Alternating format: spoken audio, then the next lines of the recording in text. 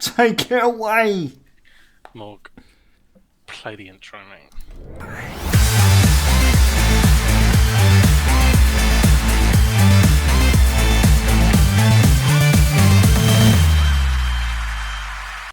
Good evening, ladies and gents, and welcome back to the Football Booth Podcast, our 5th episode of this season. My name is Fennan, and joining alongside me, as always, I've got Mayhem. How you doing, brother? I'm good, mate. I'm good. You? Yeah, I'm buzzing, absolutely buzzing, on top of the world right now. I think everything's good in life right now. Cardiff are playing well. Celtic are bouncing back. Like, the new FIFA's out, which I honestly didn't think I was going to put into the same sentence as well as Cardiff, but I don't know. Everything feels so refreshing. I think that's the best way to put it. Refreshing. It's because I haven't seen Cardiff play so well in a long time. We haven't enjoyed FIFA in a long time, that's for sure. And so, I think, I'm in a good place right now. I don't know about yourself. Yeah, I think from everything starting to obviously, life come at us pretty quickly in August, and so obviously some real life stuff happened. But yeah, we're getting there, I think, slowly but surely. But in terms of football, I think we're probably jointly. I think it's probably the best period through the podcast that we've enjoyed Ever. on field. Yeah. As a duo, enjoying 100%. enjoying the results, because normally it's I'm quite happy. You're merry every week. And then we swap over. And I'm on suicide watch every week mainly. And there's been a lot of things that have just followed Cardiff around for a long time that thankfully over the last few months we've put to bed. And who would have thought, no off-field distractions, no off-field noise, bar the fact that, that superficial ball bag still owns the club. And, a wee bit of stability. They've brought in someone that's imparting his philosophy and his ideas, and he obviously feels like he has the backing of the absolute go-to football that once lost David Marshall away wasn't scoring enough goals. He obviously feels like he has his backing. And yeah, there's a real energy. I think, victory in the derby will energise anyone, especially when it's a proper derby and it's not this, touristy pish that was played out of the Emirates. It's going to trigger a load of people. We ain't even there yet. But when it's a proper derby, has real passion, it's an actual hatred rather than someone up in from Woolwich and moving into North London. Still not there yet.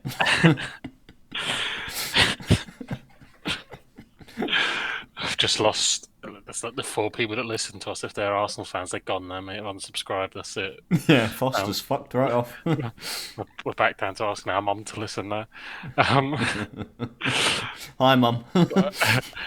But when it's a derby like that, when passions are, at an absolute high, winning that game, and the relief that seeps out, but then the energy that then goes on to the next game, there's more patience where perhaps there would have been a few more grumbles, and we've seen Cardiff benefit from it massively. And I think it's only right that last week you wasn't feeling right, and we probably didn't get to quite capture how you were actually feeling. But I think that's where we should start. So obviously, continued the good form. Take it away. Yeah, well, but I think I was running off of... I mean, usually I run off of Duracell battery. I last for the whole thing, but apparently I was lasting off of Asda rechargeables, so I didn't get to really express what I was feeling last week. But it does fit. I think this week really sums up how far we've managed to carry this momentum and this energy going forward. Like, we went on to Coventry at home, who we beat 3-2. A strong side as well, Coventry, just to mention. Like, even without Victor Gyökeres, they were a very durable side. A very fighting spirit side as well. who just wouldn't lie down for us, even though that we'd gone 3-1 up. They caused an awful lot of problems. Managed to finally get another consolation and bring the game back to 3-2 in a game that had 10 minutes added on in added time. So a lot can happen in 10 minutes, especially when it comes to Cardiff. And I really thought, old-fashioned, it was going to be the case of like, well, we walk away from this with a point, which, you know, from a fan's perspective, is always disappointing. But seeing it go on for it's almost a trend now with the Bluebirds, and the fact that we managed to see that game out was quite refreshing. And then to go into the away game against Sunderland, Stadium of Light, a side that hadn't actually been defeated so far this season, if I'm right. I'm not too sure, but have started off incredibly well themselves, and not an easy place to go to by all means. And it was very, very nice to see that we can actually defend on the occasion. Defended really well. Big up Jack Annick, who pulled off several miraculous saves in that game, which ultimately kept us in the game from the off. And if it wasn't for Jack Annick, we could have found ourselves 3 or 4 goals down. And we were patient. We were disciplined, and eventually, through a set piece, Mark McGuinness breaks the deadlock late on, and then we should really go on from that point to win the game 2 or 3-0. Ollie Tanner has a great opportunity towards the end, which he skies over from 18 yards out, but all is forgiven when you look back at the replays of the South Wales derby. Like, nothing to worry about there, Ollie. We still love you. And so, but yeah, massive 3 points to take away from Sunderland. And it's nice to even look at the Championship table, where if I'm looking at it on a web browser, I don't need to Scroll. I don't have to accept accept the cookies block up to see where they are on the table. Yeah, which is usually near the bottom. But we find ourselves just outside the playoffs, which is absolutely fantastic. I'm still quite delirious about it. No, yeah, level on points, 2 points off a hole in fourth. Preston and Ipswich and Leicester are starting to, even at this early stage, bridge a gap. Interestingly enough, Ipswich and Preston were the 2 other teams that beaten Sunderland this season. Ipswich on the opening day. Oh, okay, Preston. Sunderland have actually. Okay. Sorry, it's Preston that haven't lost. That's what I meant. Yeah, so they were on a 5-game unbeaten streak, though, 4 wins out of the last 5. When you'd gone there, I think they just had. I think, if memory serves, they just had an absolute cracking match with, was it them and Blackburn? You know, they've got a really good result away at so they Ipswich was it? Park, and 3-1. So yeah, look, I think Sunderland were obviously they would surprise package last year. Obviously made the playoffs, then succumbing to Luton Town in the semi-finals. So playoff pedigree. Obviously they lost a few players. I'm not sure who they've recruited in terms of, obviously they lost Diallo that was on loan last season. I think was it Clark as well? I don't know if they still have. Is that Jack Clark, the Tottenham loanee? Yeah, I think he's at QPR now actually.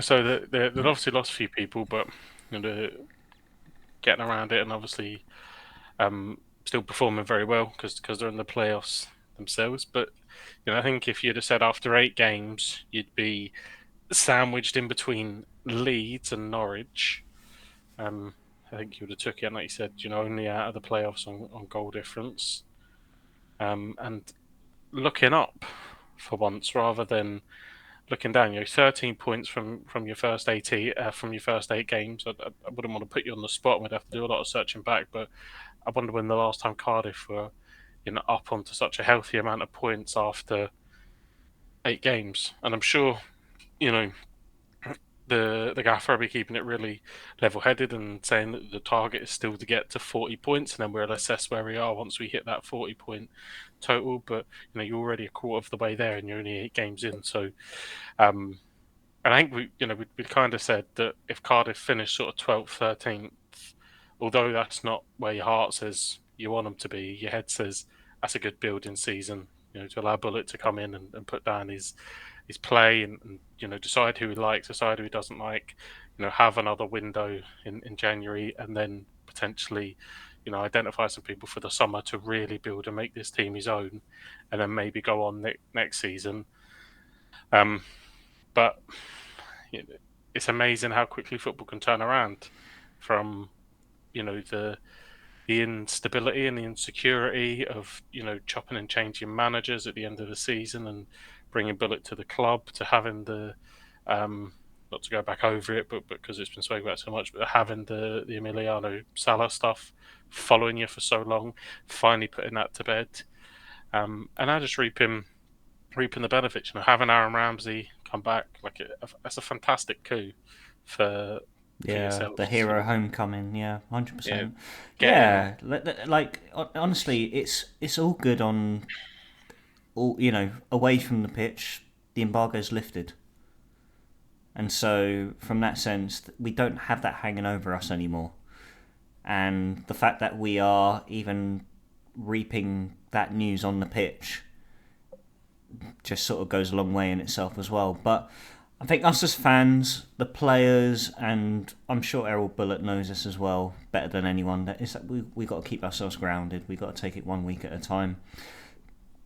Despite we played 6-7 games, we still got a good 40 to go, and we got to take it a game at a time. We got to carry as much momentum and energy as we can, as we have the last 3 fixtures, and just perform to the best of our abilities. I think Erol Bulut has built an incredible squad. And when I say squad, it's not just the starting 11. Even the rotationary options that we have available for us. The fact that Keon Atete is coming on and scored a brilliant goal against Coventry midweek last week. The fact that Callum Robinson's coming on, giving 100%. The fact that Ruben Colwell's coming on, still putting in 100%. We haven't started Aaron Ramsey the last 2 games. He hasn't been on the bench the last 2 games, and yet we've still managed to maintain that level of excellency under Erol Bulut, which goes a long way in itself. Because especially when you have someone of Aaron Ramsey's profile come back to the club, you instantly think that managers are going to try and influence the squad to play around him, which is understandable, which you would do. You want to play everything through your best player. But the fact that he's getting the best out of everyone, the fact that he's getting the best out of Ollie Tanner right now. This guy was playing non-league football over a year ago. He came on against Leeds in the FA Cup back in January and just looked completely out of his depth, and then had to go back out on loan to York. And then he's come in, he's brought him in, he's played brilliantly in pre-season, he's made a couple of sub-appearances where he's come on and looked to be a difference maker in the games, and then for him to make his headline against our fiercest rivals and to then start against Coventry, it just goes to show that the expectation that Bulut has at the club right now, all the players he's got the right profiles to match that, and that they believe in his philosophy, they believe in what he wants to achieve, and he even came out in his press conference prior to the Swansea game where they always asked that generic question: would you rather finish in playoffs but not beat Swansea in the season, or would you rather take the double over Swansea but not finish playoffs? And again, he's turned around and like, well, I want both. Even just hearing, and of course, that's every manager's right answer, because you don't want to settle for one thing or the other. You want to achieve in every area possible, and that is exactly what we will do tomorrow night. We play Blackburn in the Carabao Cup, and even if Erol Bulut doesn't go with his best 11, I still feel he'll pick a side where there is rotation involved, but he's putting in players who will put in 100%, that will commit to the side and look to come out with a victory, and hopefully he can take us into the next round of the Carabao Cup. Blackburn, who have come off the back of off of a defeat against Ipswich, who, by all means, like all respect to Ipswich, they've been fantastic as of late this season. Who, second in the table, newly promoted, done a fantastic job thus far. Blackburn, by all means, won't be easy. Going to Ewood Park is never an easy place to go to. But again, it's carrying that positivity. It's using it as a momentum factor when we go into the weekend against Rotherham. Still not over Raingate last season, so I'd love it if we managed to thump them on Saturday again, just to remind them that they're out of their depth in the Championship and they belong nowhere near in the Football League. If your football pitch gets fucking waterlogged in the Championship, fucking fix it. Sort yourselves out and realise that this is not your place.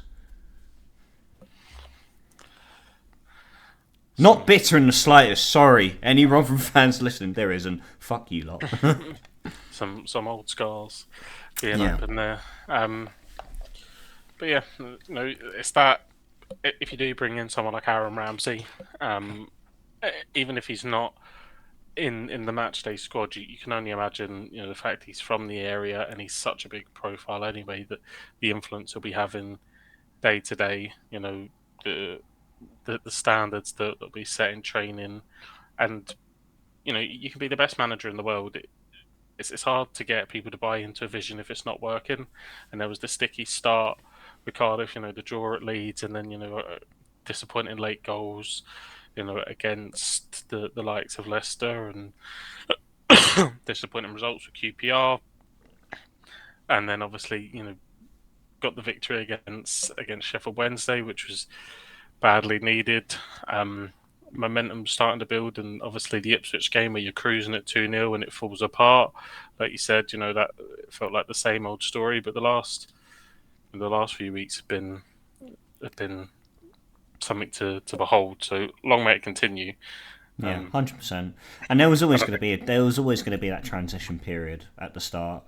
And of course, like, the fixtures didn't go in our favour. We were in the deep end from the off. Like, to play two teams that have been recently relegated, like, was always going to be difficult. And so if there were to be any fans to be on Bulut's back after those, okay, of course, like, the QPR result was a bit understandable. But again, it's part of the game.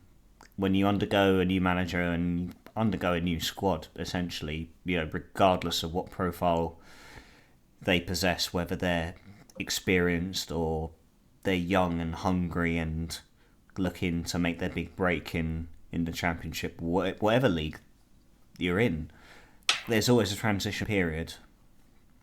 And it's part of the modern game.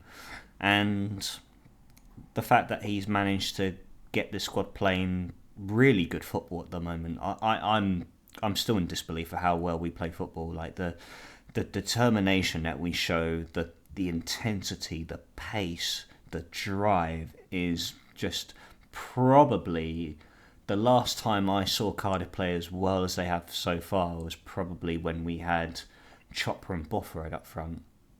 Because we didn't play good football under Warnock, despite everything that he achieved with us, which I still hold in high regard for Neil Warnock. We didn't play attractive football. It was very old style, long ball, and a lot came through heart and passion and determination from that. The fact that we are playing, like, I'm loving bullet ball right now.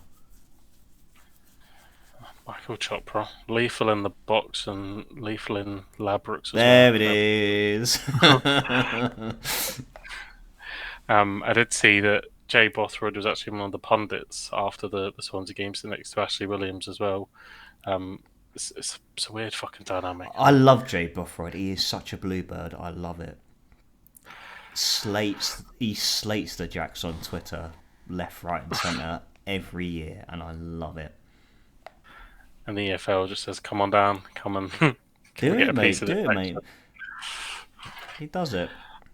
But yeah, no, things are definitely on the up, on the pitch and off the pitch, and definitely the best place we've been in a long time. I'm here for it. We're all here for it. And long may it continue. Like I said, we go on to Blackburn tomorrow night. Carabao Cup. It'd be nice to go as far as we can, but if we do go out, it won't be all doom and gloom because our focus is purely set on the Championship campaign this season, finishing as high as we can. So, like I said, long may it continue. Now, moving over, the transition over, we usually start with the boys in green, but we thought we'd go second best. Now, you bounce back. You bounce back on Saturday. Was a comfortable scoreline, but quite a conflicting result in a way, where we did see another red card in Joe Hart. I did see the highlights before I came on. Maeda scored an absolutely brilliant goal, which shows that he can find the back of the net, but I know the rest of the highlights didn't really do him any favours. But you'll know better than I will, Mayhem. Why don't you talk us through? Yeah, so obviously, away to Livingston, and we've had troubles there. Sorry, just a note, by the way. Do they have an artificial pitch as well? Yeah. Unbelievable. They can't be getting away with that. I mean, Livingston may be the most artificial team in world. I mean, they've got an ex-convict as a manager. They've got a plastic football pitch, and when Celtic or Rangers come to town, they give that team 3/4 of their stadium, so they're basically playing an away match at home. I mean, absolute tin pot. At least you actually get given allocation. I know, it's probably... I mean, it's one way or the other in Scotland. They're either cutting it down to you 2 people in the ground, or you get 3/4 of the stadium. An absolute madness. But so yeah, like a lot said about going away to Livingston. We've had our troubles there since they've been promoted back.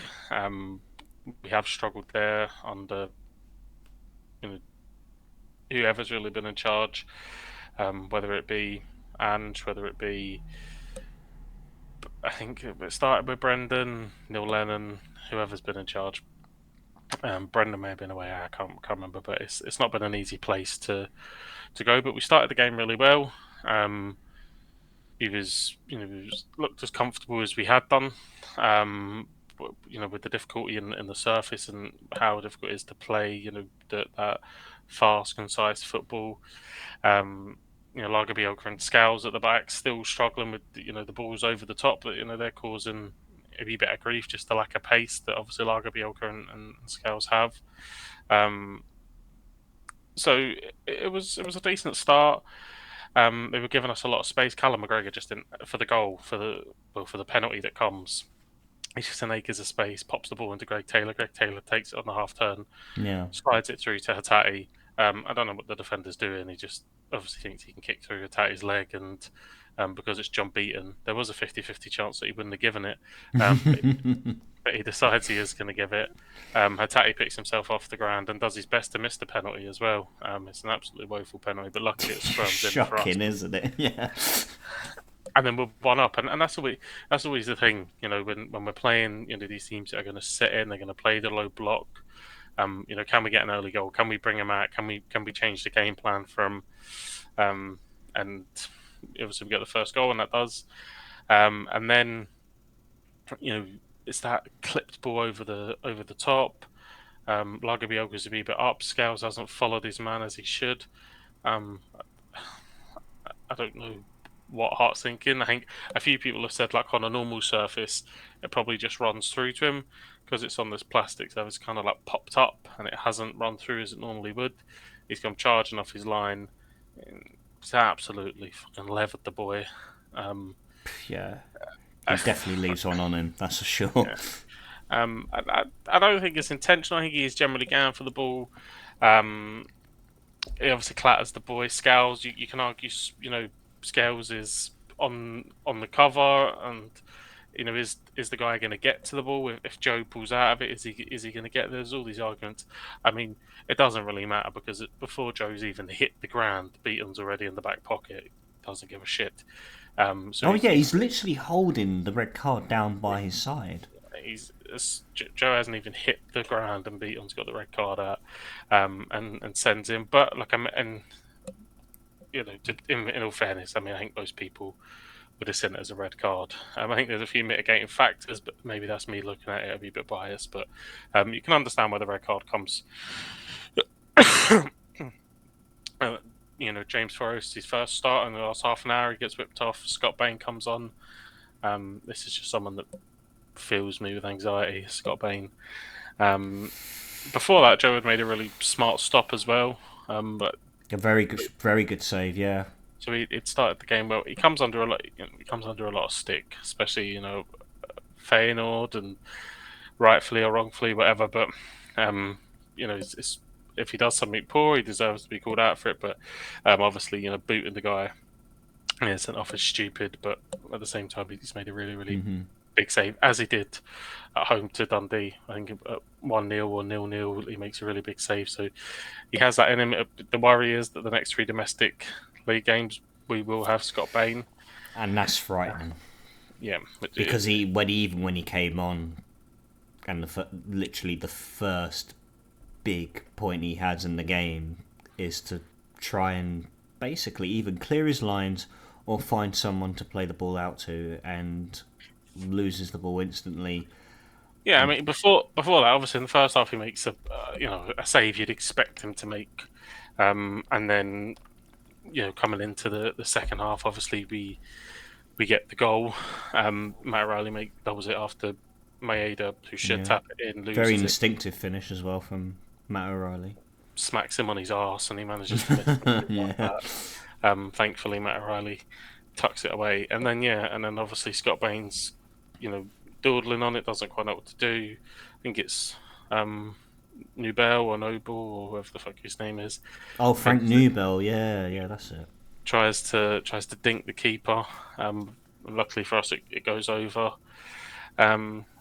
But I think we caused some problems still, even with the 10 men. The way that Brendan's kind of split the front men, and Maeda was playing kind of like wide left and cutting in, and Kiri kind of wide right and cutting in, so we didn't have like a focal point. But the way that we split them, they caused some problems all day. And then obviously O comes on, and later on in the game wins a flick. Maeda has no right to get to the ball. So wins the ball if the defender has no right to, absolutely sits the guy down, sends him to the shops, and then from 20 yards out on his weaker left foot, it absolutely bends a beauty into the goal, and you're thinking, hold on a minute, where the fuck has this been? Yeah, see, And this is what he does, and this is the frustration that he bears. I can remember away at Hibs last season, he misses a header from about 3 yards out, and that was it. I was getting a GoFundMe page started to fly him back to Japan, and before I could get the page up, he's cut in from the right and scored a screamer from 20 yards again. So this is what he does. You're thinking, hold on a minute. You've barely got the technical ability sometimes to actually have the ball at your feet and control it. Where's that fucking come from? And this is where the frustration bears. Yes, Saturday's game was the perfect game for him because we needed that energy, we needed that extra running because we was a man down. So that's an absolute perfect game for him to shine. But it's so fucking frustrating to watch. I mean, if Matt O'Reilly doesn't follow up to make that 2-0, and you're slating him, right? Yeah. Frank Nobel or whatever his name is dinks Bain, or he's actually a striker and he doesn't try to dink it and he just thunder cunts it into the goal, and we're one each, and now we're having to scramble to win the game with 10 men. Like, you're wanting the guy out of the football club, so it's so difficult to kind of go. But he's probably one of these guys that if he was to leave, all of a sudden you'd be like, Jesus Christ, do you remember me just running?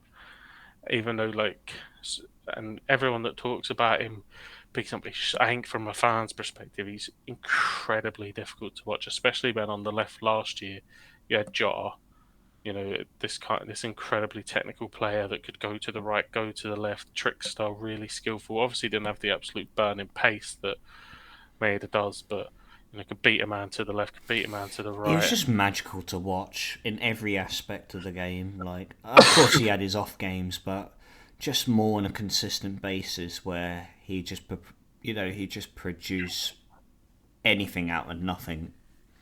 Yeah, and yeah, it's it's a real shame that he's gone. I've heard rumours he might be coming back. That'd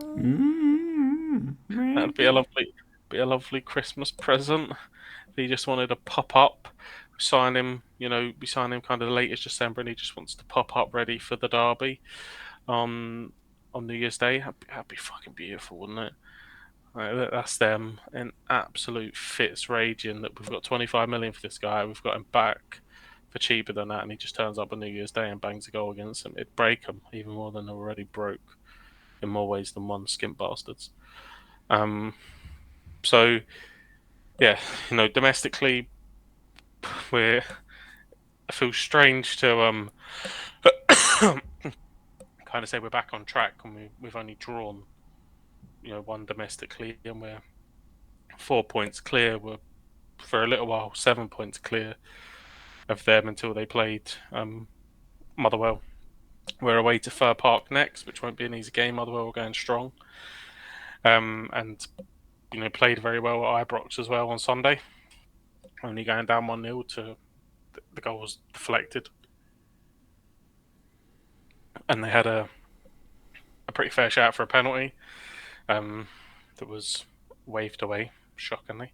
Not a penalty, sorry. They were going through on goal, and the striker was deemed to have fouled Tavernier. Deemed I to don't have know. fouled, yeah. I don't know. I don't know quite how that's happened, and surely with the way that we play now, even if he has fouled him, you allow that situation to unplay. They score the goal, and VAR will check it. I don't know. Don't have a refereeing badge, clearly. Certainly not one from the SFA. Support the wrong football club.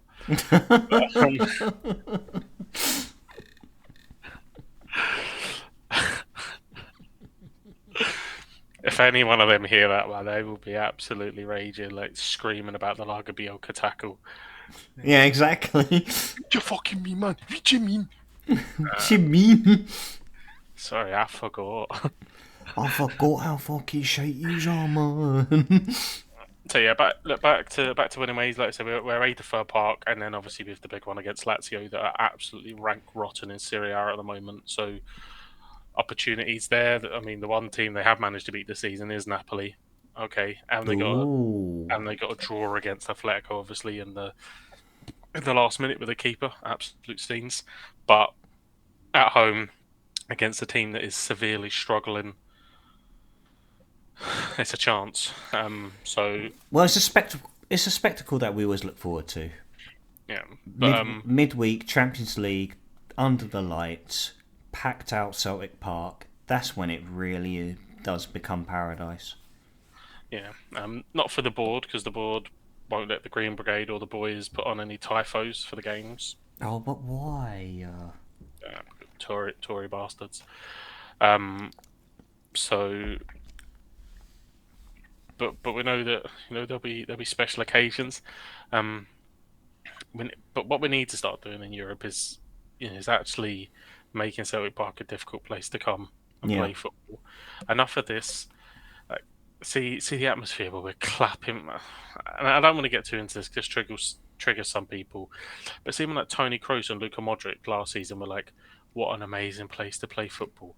I don't want an opposition player to walk off and say, "What an amazing place to play football." I don't want us to clap players off. Right. I want it to be hostile as shit. I want the players to come off after that game and go, "Fuck, don't fancy coming back here again, boys." All right, we got the win, but no, I don't fancy that. And there's a line, I'm not talking like Sheffield United start throwing bottles of fucking drink, like they were at the Sheffield United fans were at the Newcastle players. That's Zinto, yeah. although one did clatter Anderson, so maybe that was a rogue Scottish person in the crowd that was just absolutely dashing something at him for pretending he was going to play for us and then pulling out for absolutely no reason. So maybe he slightly deserved it.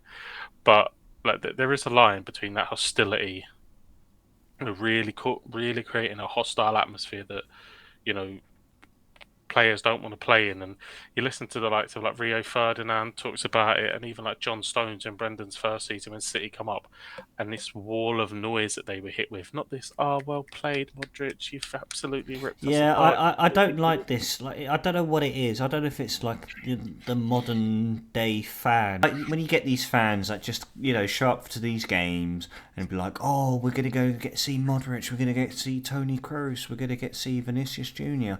If that's your attitude to go and watch your beloved team play in the Champions League, you don't belong there.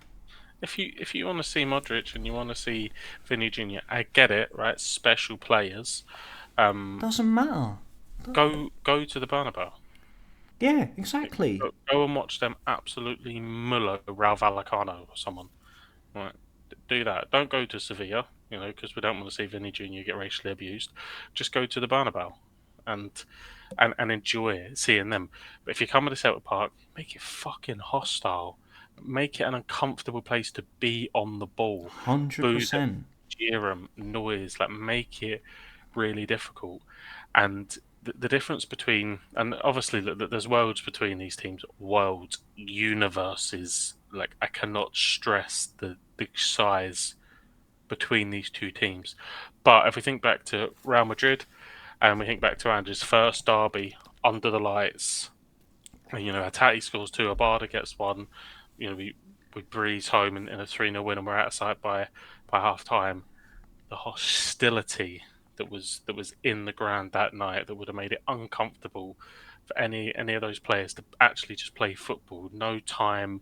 The game is moving at 100 miles an hour. Obviously, it's going to be harder to do against better players because they're going to pick you off at times.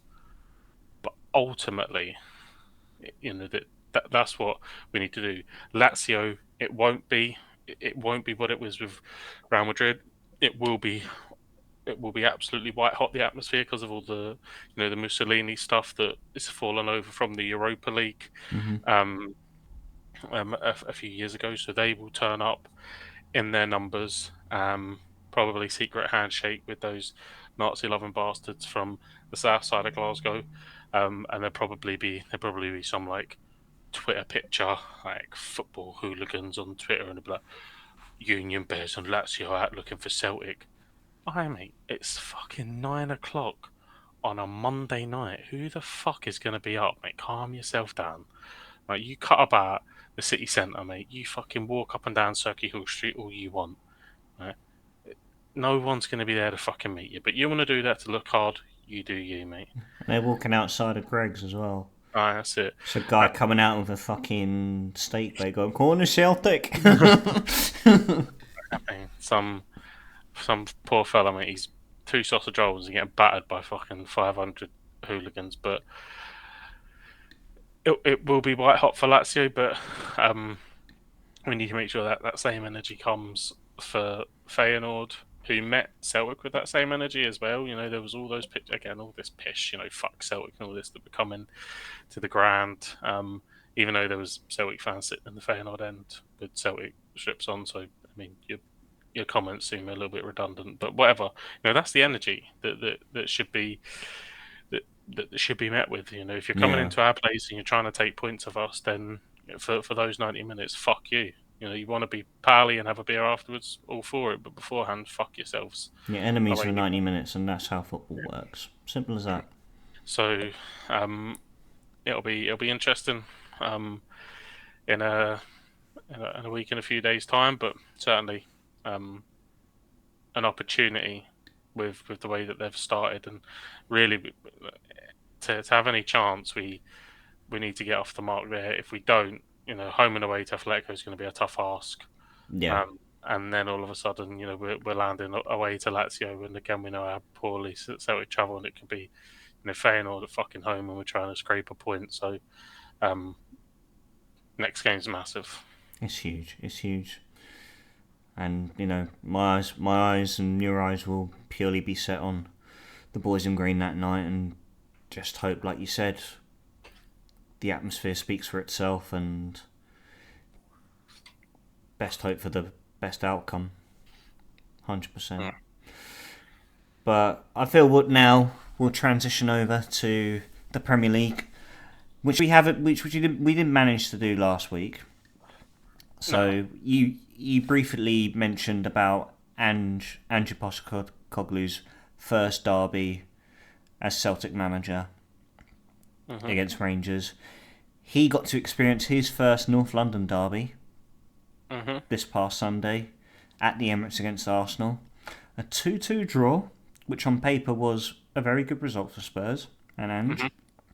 But what did you make of the game as a whole? Two good teams, Yeah, going at it, which hasn't always been the case in these games. Top, when Gareth Bale was there and Van der Vaart, you felt there was a little bit of a power shift, and Tottenham were very successful around that time, and Arsenal were going through teams that had fucking Mara and Shamak in it and stuff like this. So there return was, of Shamak. and then in recent years, definitely the power has shifted. I feel back towards Arsenal, especially last season. So look, Tottenham away at Arsenal their record is horrendous. Yeah. Don't quote me on it, but I think they've in the Premier League era, I think they've only won away to Arsenal twice, and one of them, being that infamous Yunus Kabul flick. Great day that, yeah. hmm I don't know when the other one is. If anyone's watching and knows, Wait, tell us. no, that was 4-4. Was that the one where David Bentley scored from like 40 No, yards out? That was it a was in draw and in the cup. cup, yeah. Yeah. Um, I don't know if Harry Kane ever won at the Emirates. That's what I'm trying to think. Ooh, maybe? I don't know. We haven't got Yeah. the record books up in front of us, but yeah, overall I thought it was a very very tight, competitive fixture Yeah. between the two, which was I think quite I think exciting to see. I think the refs got most things right. Yeah. I think Nketiah should have been sent off for his tackle on the keeper. When you see it again, you see how late he is, see how long the ball's gone for, and you read the rule of, is he out of control? Yes. Is it excessive force? Yes. Does it endanger the player? Yes. I'm surprised VAR didn't look at that, because if his foot obviously he starts to go past his leg. So if they're literally like the smallest little bit to the left and they graze his leg, then it's a high boot. But I think they said it in some of the analysis. The keeper's lucky he gets his foot off the ground, otherwise he breaks his leg. The force he's getting that, so Yeah. he's maybe lucky to stay on. Um, Arsenal, I think, will be disappointed that they don't win the game. You think about the chance for Jesus, where he picks Maddison's pocket and blazes it over the bar. Um, and then, again, I think Tottenham will argue that, their first goal was a lucky deflection, and why the second, I think it is a penalty. There's not much he can really do about it, but, he's inadvertently blocked the ball from probably going in Yeah. I with think his hand. that was the big factor in that decision, was the fact that it was bound for goal. And His hand's away from his yeah. body. It's hit it. I don't think there's any intent, but it's probably going in if it doesn't hit him. Yeah. So No, yeah, I think, definitely is. I think it's the right decision. So I think Spurs can look at that and feel a little bit hard done by that. They've had a really bad stroke of unluckiness for the first goal, and then again, a bit of unluckiness. Not that the decision's gone against them, just the way that Romero's tried to block it and his hand's gone and it's just hit him. It's just unlucky, but the right decision ultimately. So I think Spurs can feel a little bit aggrieved, but super character.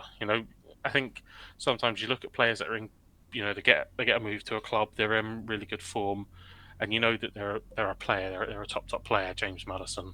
But what you don't know is like their character. What kind of player are they? How are they going to stand up in the face of adversity? I think the last couple of games, Spurs have shown they've got that massively. The Sheffield United result, scoring 2 late goals. Being behind in multiple games this season and finding a way to win. But that's the big one. Okay, Tottenham and Chelsea don't get on, and Spurs and West Ham, but this is the one, that Tottenham, every Tottenham fan will want to win at the start of the season. It's Arsenal v Tottenham, and I promise you, as much as Arsenal fans take the piss with like some Tottenham's Day and all this shit, they fucking want to win it as well. So to go behind twice and Maddison to be involved in both, Son to bury 2 goals, huge pluses for Tottenham. And yeah, I think 2 good teams. That's their first real test, Tottenham, and they've come through it. So see where they can go from here. Yeah, and their next test comes this Sunday, home tie against Liverpool. Yeah, I mean Liverpool, and again against a strong Liverpool side from what we've seen from the start of the season. Like, they find themselves second in the table, and so will definitely be another big test for Spurs. They look back. I think the midfield will sort itself out. They've got Gravenberch in. They've got the likes of Thiago to come back. I don't know if he's fit now. That'll sort it out. With Liverpool, it'll be, can they fix themselves defensively? Yeah. And if they can fix themselves defensively, then the front, the attacking prowess that they have will bag goals. Mo Salah, and we've seen that Nunes will blow hot and cold, but on these hot days when he's like what he is at Newcastle, he's going to score goals. Diaz obviously as well known, so they will score goals. And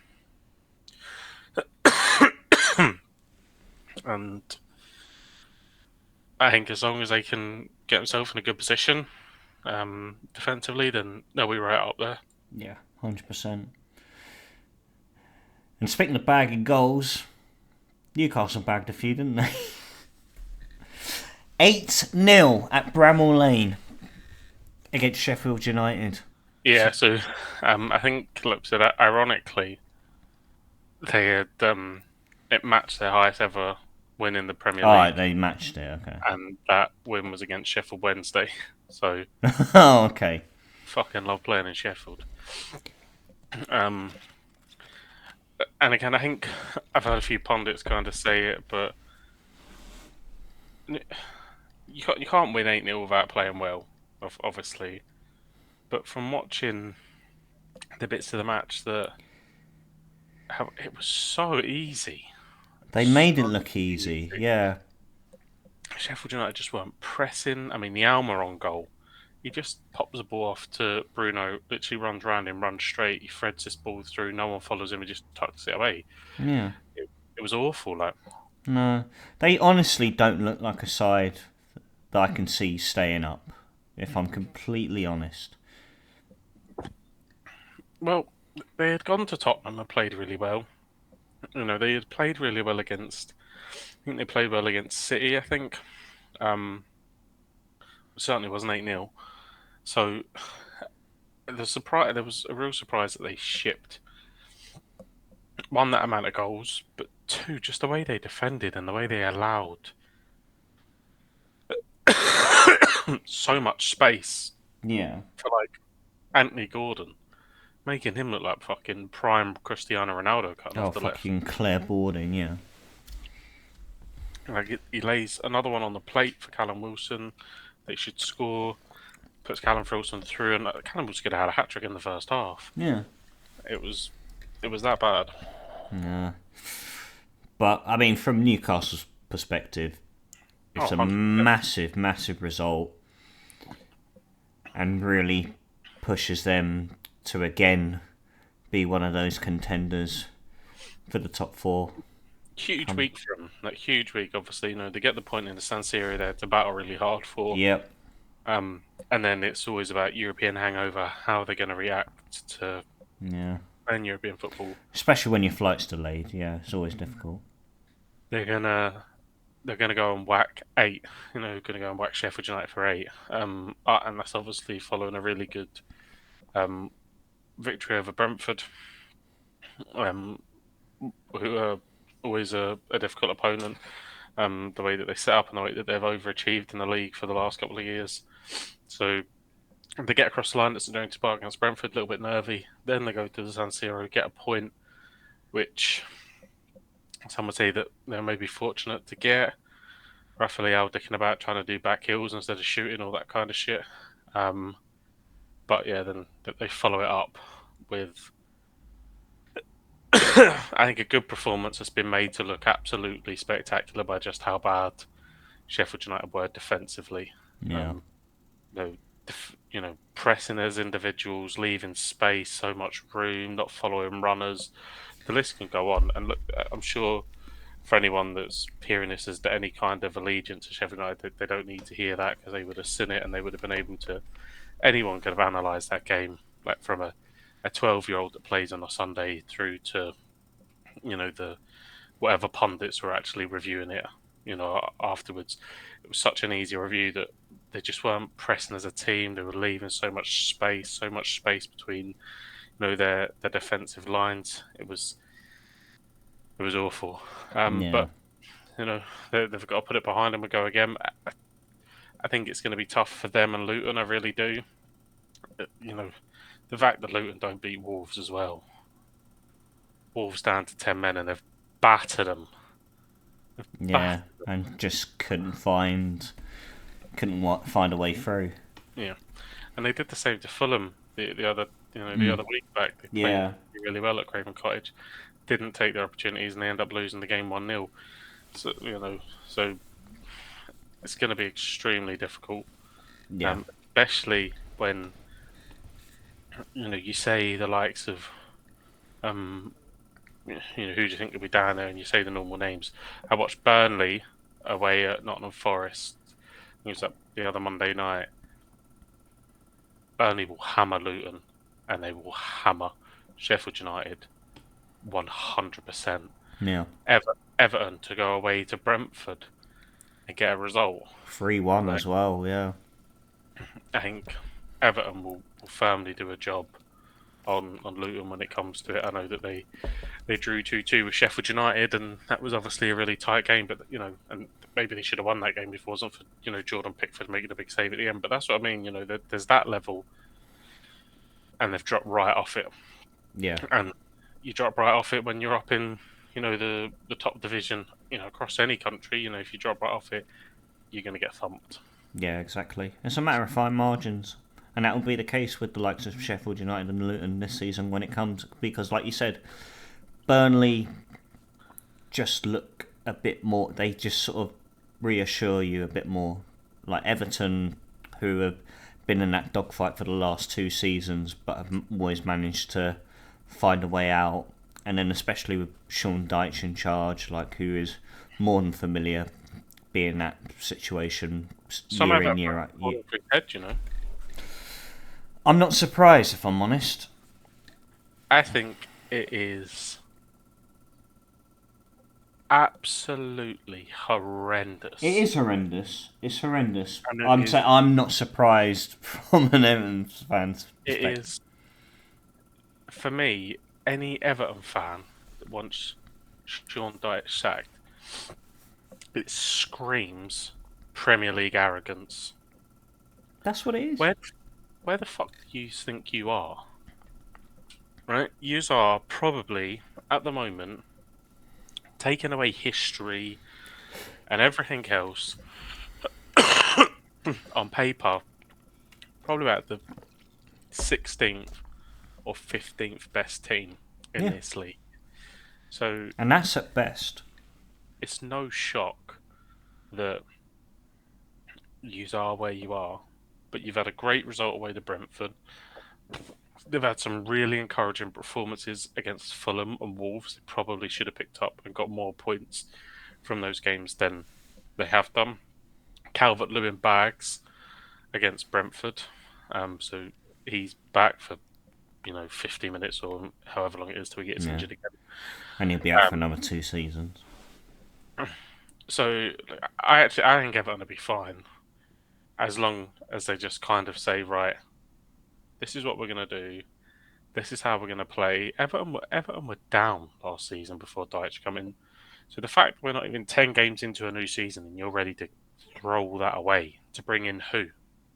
Who are you giving the Exactly. fucking job to? Duncan Ferguson? Exactly. Look at the bigger picture. Yeah. You've always got to. This is the big thing. It's easy to call for a manager's head, but then you've always got to have in the back of your mind, like, who the hell would you want instead? And who I would think be realistic? Who would come to the club? in the back of their head, they remember Carlo Ancelotti was at their football club and they think that means something. Yeah, And it that's doesn't. no, that's the thing. And I honestly don't know who they could go out and get. You know, who do you have these idols on that now has no transfer window to bring any players in, so they have to play with the players that Sean Dyche um, has brought in. He's got massive advocates of him in the likes of Tarkovsky, who's huge for Everton, Dwight McNeil, who's huge for Big Everton. player. Yep. These guys absolutely love him. The type of players you got in midfield, the likes of the Onanas and the Idrissa Gueys, are just Dyche kind of players. Mm-hmm. Yeah, I think it's absolutely crazy to be thinking about, even contemplating sacking him.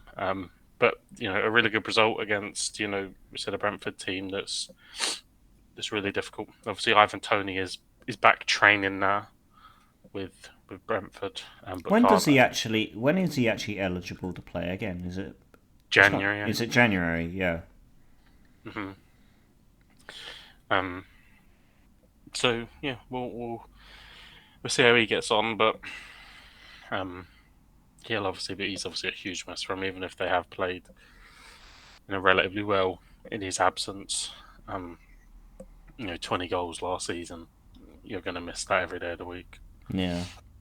Well, a club in my mind that is raising a lot of questions right now is Chelsea. Like, what is it that is not clicking about them? Yeah, I have no idea, mate. And this is why I'm not a football manager. Because I don't know what is wrong with that club. I just don't understand it. I think they need a striker desperately. I don't think Um, Nicholas Jackson is it, no, I don't think because anyone they've signed. he's very identical with like Dazen Maeda. He looks promising. He works hard. Looks to have quite a good partnership with Raheem Sterling. But you're there to score goals. That's what a Yeah, striker does, and he just can't do it. I don't think anyone they have signed in the striker position post Diego Costa has really been it. No. Um, like I just can't think of anyone really that they went and sold Lukaku. Sorry, they went and brought Lukaku, and that's turned into a fiasco. Yep. Um, They had Alvaro Morata, who may have started off fairly okay, but then just didn't deliver. Timo Werner, complete write-off. yeah, they're absolutely screaming for a striker. Ivan Toney available in January? Perhaps. But yeah, Yeah, no. he's already living in West London. Brentford. He probably wouldn't have to sell his house, wouldn't have to move, but he would jump in wages by about 200 grand. Imagine all the bet. No, I'm joking. No, I was waiting for the gag. Yeah, Um, I don't get it with Chelsea right now. But of course, like the main area, of course, for concern is the striking department. Is that they're lacking goals and they don't have a striker who can deliver them. I remember when Raheem Sterling signed for him. I thought, what a player! Yeah, And then, look, Thomas Tuchel was a fantastic manager, but I don't quite understand why you buy someone who's scored a shit ton of goals for City, playing off the left and cutting in, and then you play him on the right, and he's cutting in on his weaker foot, and still now he's playing on the right to fit what Mudryk in the team. Like, who the fuck are you shoehorning in? Just play Sterling on the left. Play him on the left, and then Let him come in field. Let him get up and support. I don't know. That's what I said. That's why I'm not a manager. But I mean, all this money, Lavia, Caicedo, Enzo Fernandez, and just any player you want, any player in the world, we'll go buy. We'll go buy him. We'll bring him in. We'll get rid of all this deadwood. Koulibaly, get rid. All these players, fuck off. And you've still got the same problems. The actual problem that they've got is the likes of Mudryk. All these boys are on 8-year contracts on God knows how much a week. yeah. And these boys are just, they're going to be doing a Harry Hart on me. I'm not terminating my contract. Oh God, I read about that earlier. Just be hanging around the fucking city centre. Serves you fucking right for Muscat, that. Fucking Jadon Sancho up me playing pro clubs where the team's away to Bayern Munich in the Champions League. Oh, Jadon Sancho, what a transition you've given me there. Man United. How can I really word this question? Are they in crisis? I mean, we know all the off-field antics with the Glazers and the club basically not been revamped in God knows how many years. But just amongst the squad now, like the harmony amongst the fan base, the players, I didn't the watch manager. Burnley. I did see Bruno Fernandes' goal. Very good goal. Yeah, no, it was really good goal. But any time I've watched United this season, and again, it's only been a few times, so I'm open to being told that I'm talking out my arse. But I watched them for a little bit against Arsenal, and I watched them for the second half against Spurs.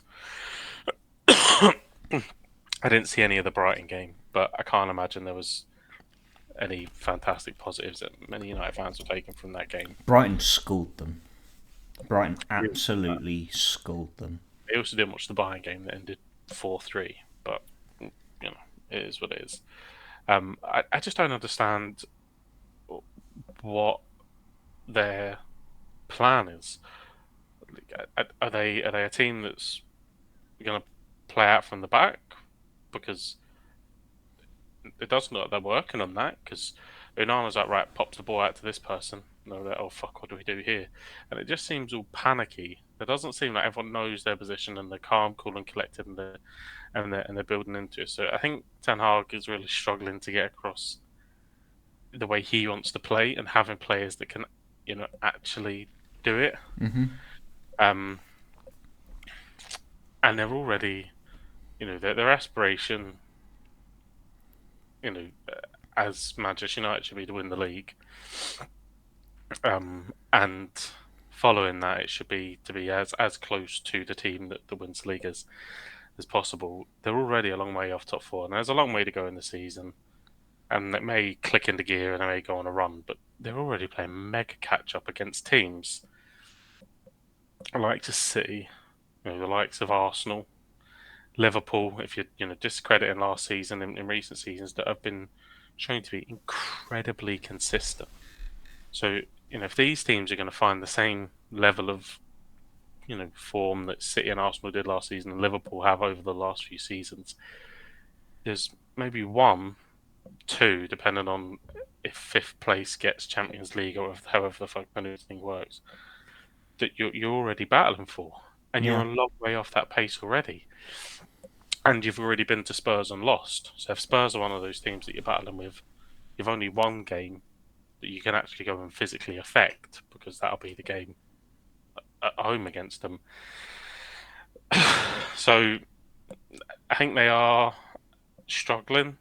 Players are not helping because anytime they seem to close down one thing, another thing reemerges, and there's Yep. some kind of player problem, and there's allegations flying around about Anthony at the moment, and obviously the club I think have suspended him or whatever. So um, it just doesn't seem that they can get just that quietness off the field to simmer down a little. The noise. Sorry, have to Yeah. quiet down and simmer down a little bit to really press on. But um, yeah, Yeah, I mean, yeah, and you got all that nonsense with Jadon Sancho as well. Like you said, one door closes, another one opens. Where we had Ronaldo last season, which was a massive shadow over the club last season, and that was spoken about. I mean, it's still being spoken about today. yeah. And again, like you said, you obviously got the Anthony allegations. Even though Mason Greenwood's gone on loan to Getafe now, like again, That is sly as well because nobody thought that was a loan. That wasn't being publicised as a loan until well after the move, yeah, and it's only a loan until January. They've yeah, sent it's it to mental. quiet down. Like it screams of Man United in this modern era. Like, there's no way that we see the decisiveness of Ten Hag that he wants to keep Mason Greenwood. He can't. Not with everything he'll bring. It screams and stinks of the ownership at Man United seeing Mason Greenwood as a potential valuable asset that they're not willing to just release because potentially they could get 60, 70, 80 million for him if he comes back and bangs in a shit ton of goals and the fact he's English. Yeah, it's honestly, I'm dumbfounded by how the running of that club works, and But are they in crisis? I don't think they're in crisis yet.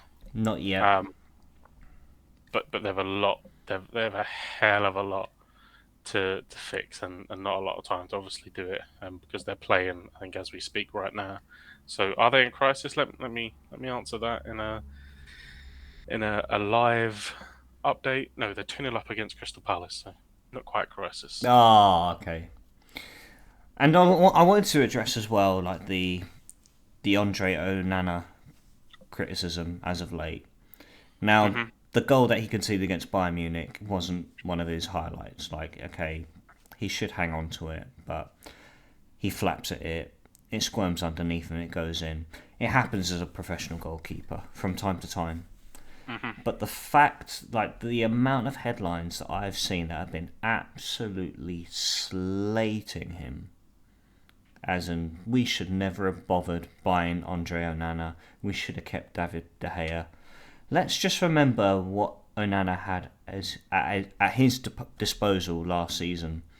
He was at an Inter Milan side, and he is a perfect modern day goalkeeper where he's a sweeper keeper, very good with his feet, comes into action when he's called upon. But as a goalkeeper, you're the last line of defence. Inter had a very solid and durable defence last season. This Hmm. is a team that was a Champions League finalist, and now you're putting him into a United side where you're paying over the odds purely because you've chosen not to renew De Gea's contract, and you're putting him, and then and then his line of defence is Rafael Varane, Harry Maguire, Lissandro Martinez, and then Luke Shaw or whoever. Yeah, when Onana signed, um, anyone that I was talking to from a Man United tendency, I said this boy will be a good signing for you, but there will be a big transitional stage of him coming into Man United. Because you think you've played for big football clubs, and he has played for big football clubs, played for Ajax, played for International, but when you come to Man United, it's just different. It's Yeah, a worldwide stage. The likes. It's not quite on par with Madrid and Barca, but it's not far off. It's as close as you can get to that global, viewership. So there's always a transition. Plus the way that he plays, the way that he is, he made mistakes at Inter. and they were well documented at Inter as well. So there was always going to be, look, this guy's going to make mistakes. He's going to make mistakes with the ball at his feet because that's how he wants to play. He's going to make mistakes, in scenarios that he should potentially do better, but he will grow. He's still extremely young for a goalkeeper. Let's not forget when David De Gea came, all the United fans slated him, wanted to send him back to Atletico Madrid, and that was a Sir Alex Ferguson signing. Ten Hag's just got to be strong enough to say, this is our number one. Yes, I'll make mistakes, but he plays the way that I want to play. He's good with the ball at his feet. He will grow into this jersey. And I think if he puts down that marker and he shuts it all down, I don't know if he has come out and he has said it, I don't know, but the boy's been brave after every mistake. He's come out and he's faced up to it. He's spoken to the press. He seems to have a real character about him. And I think that he'll go on and he'll be very, very successful at United as long as they give him the time and the support to do that. And we'll see where that goes. But look, with Onana, you're locking down your goalkeeper position for the next decade. You don't have to think about that. Yeah, definitely. So, he's fantastic with the ball at his feet. He's going to start attacks. I think they need to understand, what they actually need. And for me, right, they need a right back because Wan-Bissaka, he ain't it. Yeah, I took the words out of my mouth. Yeah, he isn't it. They need a centre back, and I think as well as he has done. Every United fan I speak to absolutely loves Sandro Martinez. That guy is a fucking left back, right? Stop playing him as centre back and stop pretending he is a centre back, right? Play him at left back. Let him be robust. Let him come in inside. Let him affect play further down the line, and buy a fucking centre back. One that preferably isn't 5'9", whatever that kid is. Yeah. Right? And the midfield, the Man United midfield is just shocking. The fact that you're fading out of your camera just says it all. Like, it is shocking for a Man United, Manchester United, fucking about with people like Amrabat, McTominay, Christian Eriksen. Christian Eriksen would have been a good signing if he did that 10 years ago. Not after he's had an okay season at Brentford, after he's had open heart surgery and a pacemaker and also got booted out of the Serie A. That isn't a Man United player. No. They don't have the funds to be able to go and buy the players that they want to be able to buy, because the investment isn't being put in to the club the right way. So they can't say, right, we want to go and look at, Valverde, because even if Madrid were open to an offer, they wouldn't be accepting, or we'll pay like 20 million up front and then the rest over. They want a big chunk because they're potentially looking at, the Mbappes of the world and the Haalands of the world. That's who Madrid are going to go and buy, the Jude Bellinghams of the world. So they're not going to accept like a normal structured transfer of like, we give you 20 million now, but they need a big chunk, and United don't have that investment. So they're going and buying players like fucking Amrabat. Like, the Antony deal looks like a big deal on paper, but there's no way that they've gone and paid, if you understand anything about transfers, they haven't gone and paid 90 million up front to Ajax. They've been paid 20 million that would have been structured across. They just don't have the ability to go and take players the way that they used to be able to. And this is why they end up with sub-standard players unless they find a gem, like they did with Bruno Fernandes. They've found an absolute gem, gone and got him, and he's been fantastic for them. But how many times have they done that? Højlund actually looks a decent player. But, again, it looks like they spent a lot of money on this kid, but Atalanta's going to be the type of club that they're going to allow you to give them 15 million up front. Yeah. And then spread the rest across. This is the market they're in.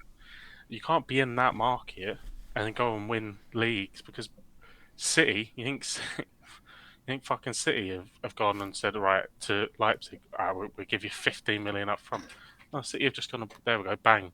he's going to come to us. He's been linked with a shit ton of other people. He's going to come to us because we're going to give you this. We're going to give you 50 million up front so you can go and reinvest, and then the rest will be spread across whatever. And that's just what they're up against at the moment. You've got people turning down Liverpool to go to Chelsea, and the whole landscape of the Premier League's upside down. But United just don't have the pulling power or the financial capacity to go and take the biggest players. Like, when's the last time United signed an absolute superstar that you thought this is the guy? This is it, and I think the only superstar they got on their side right now is Bruno Fernandes. If you're looking at like big figures in terms of who they signed, was probably Casemiro. But Madrid don't sell their best players. No. They just don't sell them. That's why they've got Toni Kroos and Luka Modric still playing at 37, 30. So they've gone and brought Casemiro for whatever it was, 60 million. But Madrid were obviously happy to let him go because they didn't see him as lead. I think the last player that Man United went out and actually put as a poster name was probably Paul Pogba. Yeah, Paul Pogba, yeah.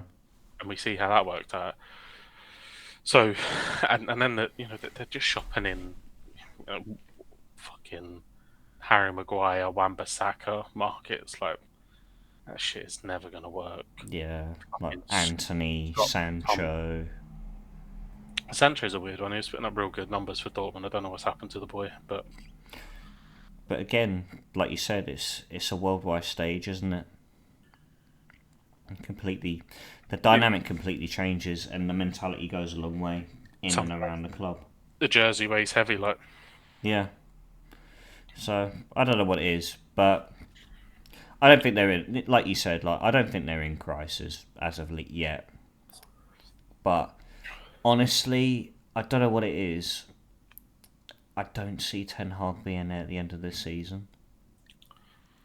And I think the fans really buy into him. They do, yeah. But again, at United, it comes with so much expectation that if you end up, third and playing Europa League football, and cutting about fifth or sixth in the league, you're going to be under serious pressure.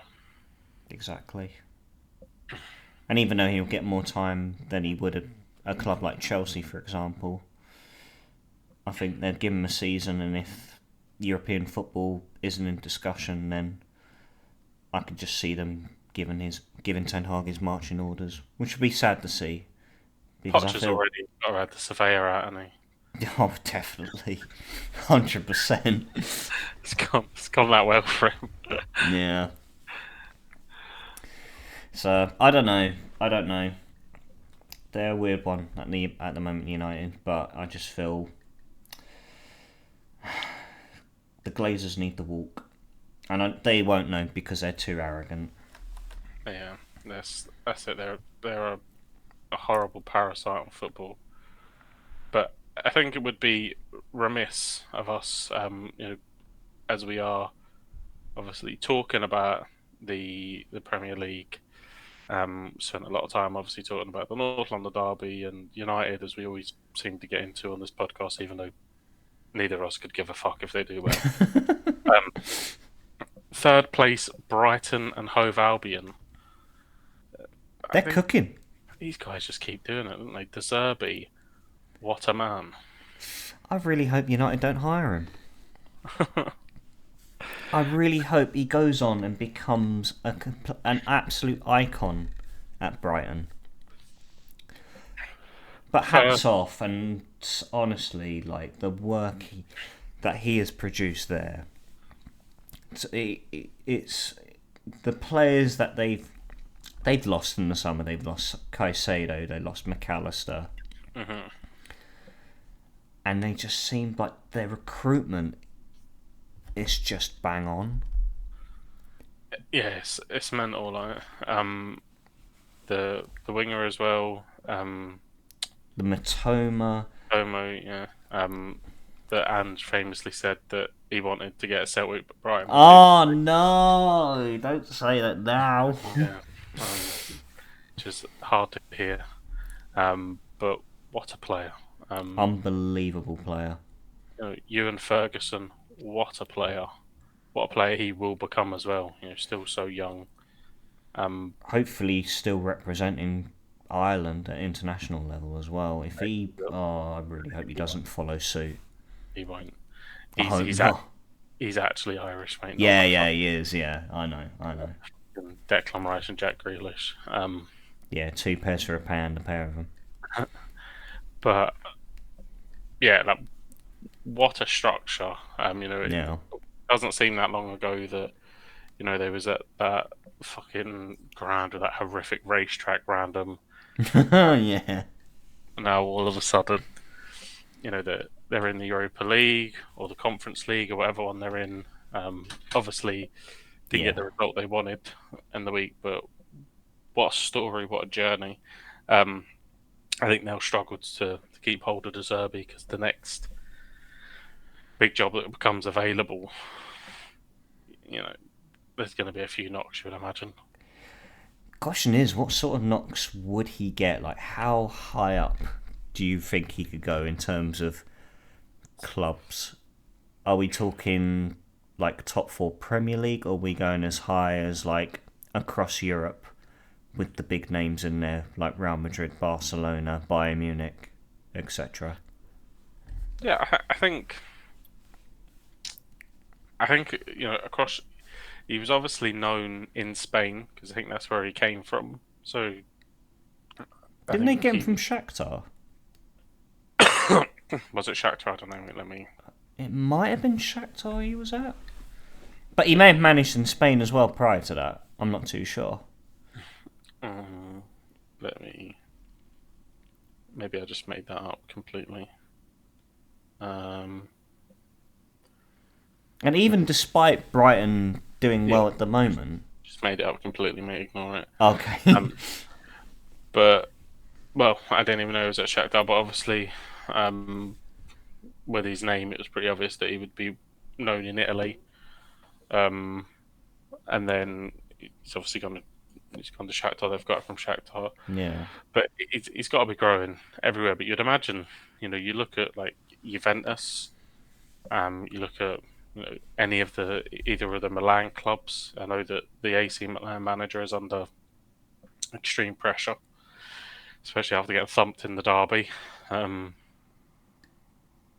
So the fact he's Italian, would he be interested in that move? Champions League football, but it's not going to be long before he gets a real big job offer. But I think anyone in the Premier League would, if they were to let their manager go and you was a top end team, I think that'd be the first place you would stop to say, right, how much is the compensation? Yeah, 100%. And if I was Brighton, I'd make sure it's a compensation package as much as Nagelsmann was at Bayern. Or where was he before? Leipzig, I think it was before. He's fucking disappeared as well. He's vanished off the face of the earth. He's been linked with every job under the sun, but just finds himself at home still. Like, I don't know what the situation is with Nagelsmann. But, no, I think the setup that De Zerbi has put together at Brighton is the best there's ever been. Probably the best bar city in the Premier League, if I'm completely honest. I would say for the budget they work on, and it's probably like it's on par with City, which probably sounds mad because obviously City have just come off the back of famous treble and that. But you're looking at the pulling power Brighton have, the budget they have, the way that they have to be a selling football club, and to just keep doing what they're doing.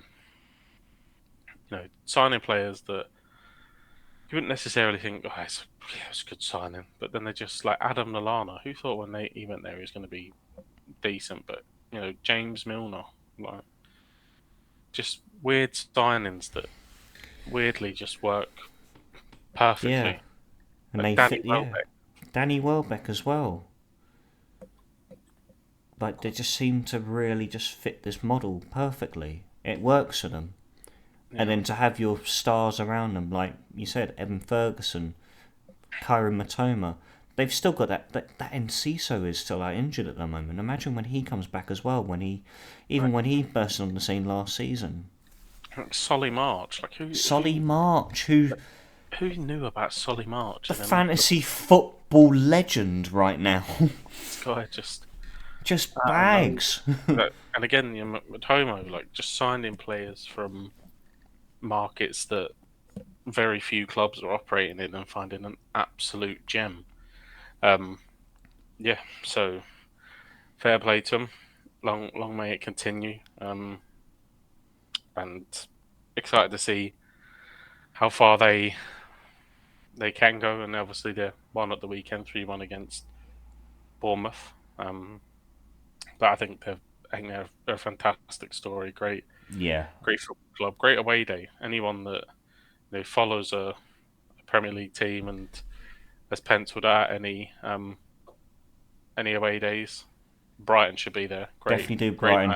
Get in touch with Mayhem as well. He knows a really good hostel as well. You can stay at, very cheap, very nice.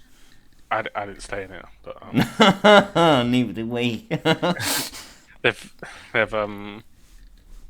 obviously a tough game coming up next. They're away to Villa, who Emirates got playing. Yeah, another strong side as well, who are doing incredibly well thus far this season. Yeah, with Villa, I don't think they've actually fully clicked yet. Ollie Watkins isn't bagging the way that he was. Blows hot and cold at the moment. Yeah, Matty Cash as well blows hot and cold.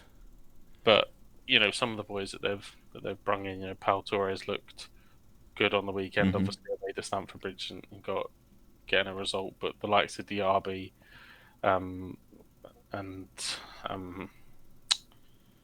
there's the other one. I don't know, but yeah. What winger? No, I don't know who I was thinking about, but I don't know. It's gone. I don't know, but he's a striker. I think he absolutely. Oh, you're talking about the Colombian boy, that John Duran. Duran.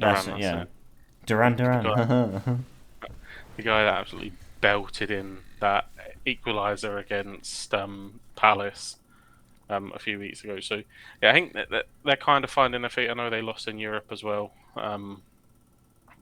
so that they've got to balance that. But again, bounce back by going and getting all 3 points to Stamford Bridge. So that'd be a good game in Brighton Villa. I feel like the last time that Villa had that, these are two up and coming teams. It was like Aston Villa, Newcastle. Didn't end so well from them. So it'll be interesting to see if they can get a positive result with who comes out on top. Yeah, and I think they're just like last season. They're going to be two major dark horses when it comes to competing for European places this season as well. And by all means, like you said, it'll be intriguing to see how they adapt this season with, of course, European football coming into their calendars. So, long may it continue for both clubs, because what they achieved last season was fantastic, and they've managed to maintain that so far this season as well. And massive hats off to Unai Emery and Zerbi for what they've managed to build and produce around Villa and Brighton respectively. Before we finish our final show, I'm going to put you on the spot. Right, we're 6 games in. On the spot. We're 6 games in to the Premier League, and that's what most people, let's be honest, probably a few Celtic fans, or probably a few Cardiff fans, but most people listening will support a Premier League team and watch that league the most, I imagine. So we're 6 games in, we've seen everyone. Give me a bottom 3. Bottom 3, Luton, Sheffield United, and who am I going with? Luton, Sheffield United. I'm trying to think now. I think Everton will stay up. Mm-hmm.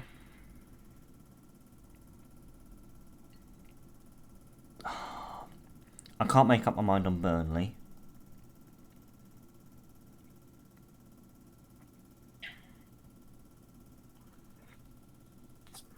I've got a feeling about Wolves. I don't know what it is. That's literally my three is, Was that your three? I think, Sheffield United, Luton, Wolves. Wolves are a team that are in massive decline right now. I think if Pedro Neto gets injured, which he tends to, Yeah. they're in big trouble. Hmm. The fact that they got battered against Luton, and they can say they had a red card, but they were getting pretty battered before the red card as well. Battered against Luton, can't score goals, should have killed Liverpool off, just cannot score goals. I mean, that guy up top, the Brazilian, like, dog shit.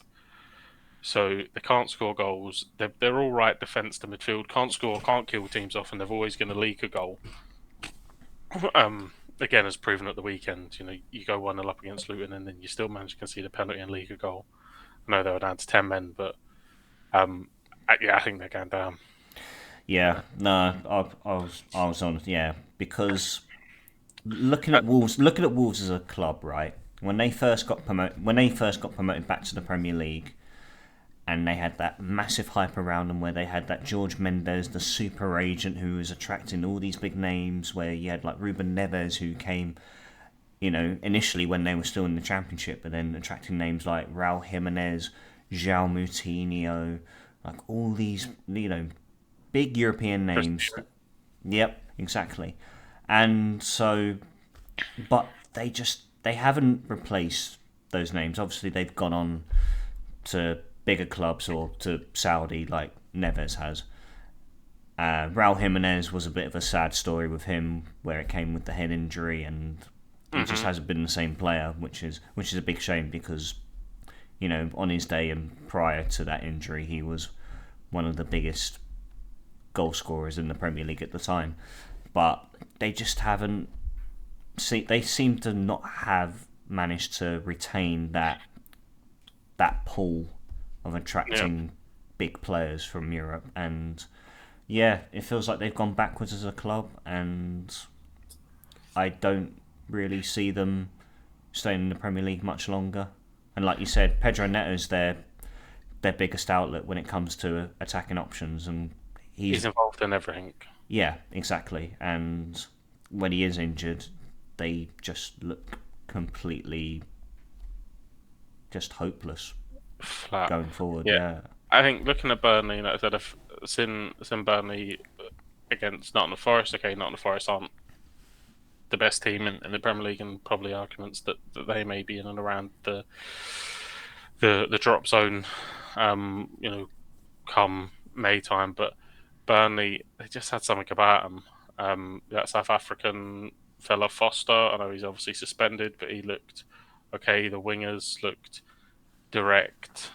Company just seems to have them in a good spot, and they, arguably should have won against Forest. The handball, was it handball? Wasn't it handball? Fuck, I don't know. But I don't quite understand the rules of football anymore. Who does? But I look at them. I think they'll do enough. And Bournemouth, with the coach that they have in. Again, I don't remember his name, but he definitely did come from Spain. And you know what? I'll just click on him and I'll tell you his fucking name. That could be what I could do. Wait, you talked about the Wolves manager? Yeah, Areola. Irola. Isn't he the Bournemouth manager? Oh, yeah, that's what I said, Bournemouth. Oh, sorry, okay. Yeah. So, looking at Bournemouth and their manager and the way that they're playing, I think they'll be fine. Yeah. Because it's still Lopetegui at Wolves, isn't it? Or is it someone else now? Gary O'Neill. Oh, shit, it is Gary O'Neill, yeah. Yeah. That guy, like, it was like a few days before the start of the season, he just says, "Nah, fuck this, I'm out of here." Yeah. So I felt sorry for Gary O'Neill. I thought he did a really good job with Bournemouth last season, and it was quite a harsh sacking, but yeah, they're famous for it though. They are, yeah. The Scott Parker shenanigans and all that, but I think Bournemouth will be fine. Like I said, Everton I think will be better this season. Forest, the second season syndrome, but I just think again they've enough. Hudson-Odoi, they could rotate really with their 4 other squads they bought. Yeah. And just looking through, I think the 3 weakest are Sheffield United. I think they'll be bottom. I think Luton will be 19th. And I think Wolves will go down. Yeah, I feel it'd be like a last day relegation for Wolves as well.